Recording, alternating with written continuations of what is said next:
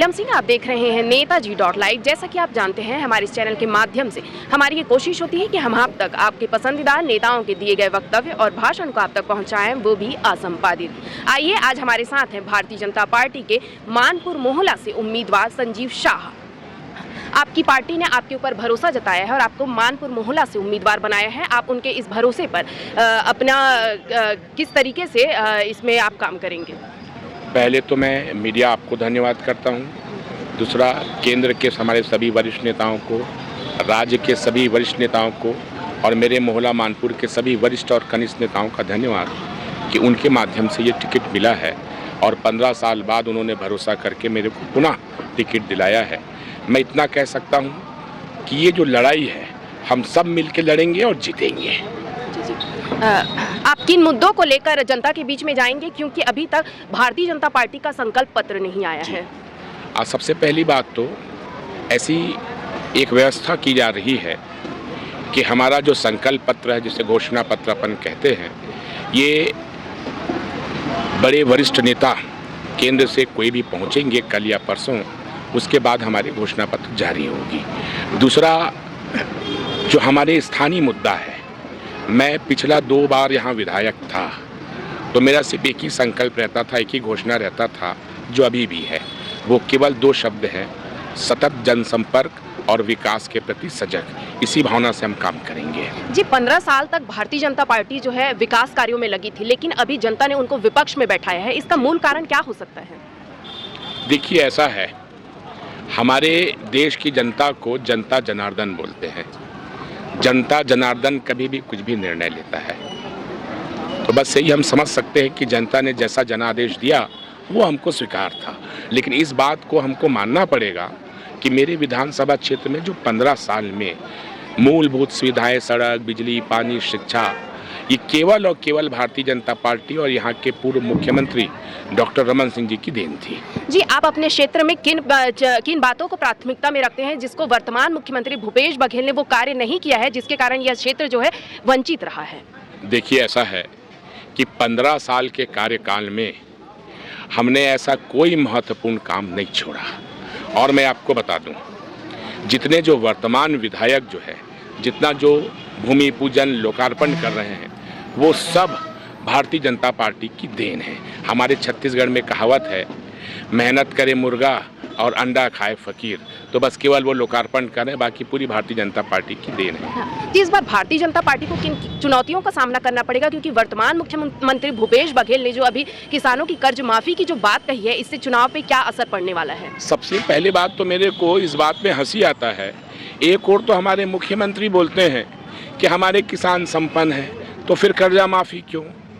अगर कर्जा माफ़ी करना था तो चुनाव से पहले बोल देना था कि हम सब किसान का कर्जा माफ़ी कर रहे हैं। ये कर्जा माफ़ी चुनाव में इसलिए बोल रहे हैं ताकि वो समझ गए हैं कि हमारे जितने जो स्थानीय विधायक हैं उनके परफॉर्मेंस ठीक नहीं है और इस कारण हमारी सत्ता सरकार नहीं बन रही है, इसलिए वो घोषणा कर रहे हैं और चुनाव के समय कर रहे हैं। मेरा ये मानना है कि बहुत जल्दी हमारा घोषणा पत्र आएगा और भारतीय जनता पार्टी यहाँ के किसान, जवान, महिलाओं, शासकीय कर्मचारियों के लिए जो संकल्प लेके आ रहा है, इससे पुनः हमारी सरकार बनेगी और हम ये छत्तीसगढ़ को और ऊपर तक ले जाएंगे और विकास यहाँ बढ़ेगा।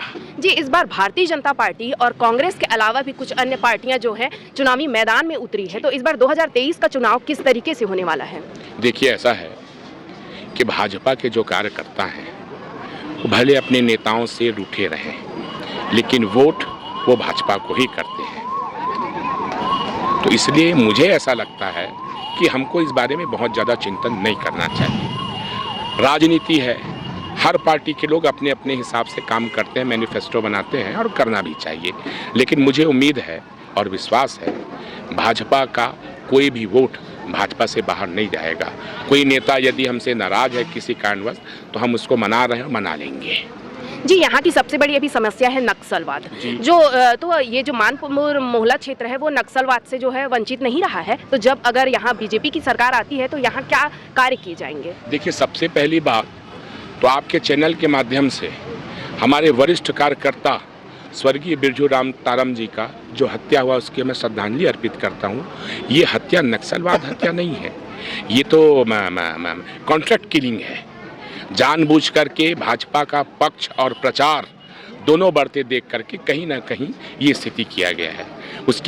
उनके हत्या के 2-3 दिन बाद पूरा गांव-गांव में पॉम्पलेट फेंका जाता है कि भाजपा को वोट मत दो, भाजपा के कार्यकर्ताओं को अंदर आने मत दो। इससे समझ में आता है कि ये कांग्रेस और नक्सल में इलू इलू है। अभी क्या बोलते हैं, हमारे मुख्यमंत्री जी ने भी यही कहा।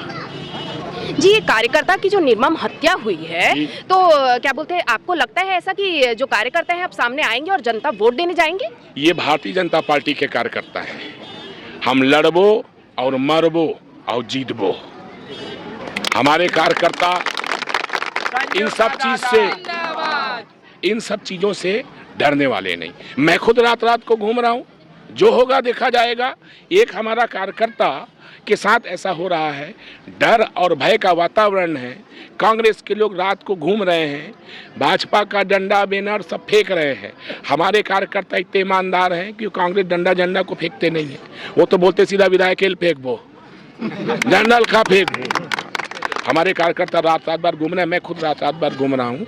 एक आपस में हम लोगों का एक परिवार है, मरेंगे सब साथ और जिएंगे एक साथ। जी, आप हमारे चैनल नेताजी.live के माध्यम से यहाँ की जनता और मतदाताओं को क्या संदेश देना चाहते हैं, क्या आश्वासन देना चाहते हैं जिनसे वो आपके ऊपर भरोसा जता सके? मैं आपके इस चैनल के माध्यम से समस्त जनताओं को और कांग्रेस के नेताओं को भी मैं अपनी ओर से यह आश्वासन देना चाहूँगा कि विकास हम ही किया है, विकास हम ही करेंगे। सबका साथ, सबका विकास और सबका विश्वास। आपको मालूम होना चाहिए, आधे से ज़्यादा कांग्रेस के नेता अपने नेता से रूठ करके वो बैठ गए हैं। मैं उनको भी आपके चैनल के माध्यम से ये आश्वासन देना चाहूँगा कि आप हमारे साथ चलिए, हम एक साथ चलेंगे, इस मोहल्ला मानपुर को बेहतर बनाएंगे। जी धन्यवाद। आज हमारे साथ थे भारतीय जनता पार्टी के मानपुर मोहल्ला के उम्मीदवार संजीव शाह। इसी तरह हमारे चैनल में बने रहने के लिए चैनल को लाइक करें, शेयर करें और सब्सक्राइब करें। नेताजी.live के प्रायोजक हैं Satyadeep diagnostic and clinic, Supela, Bhilai.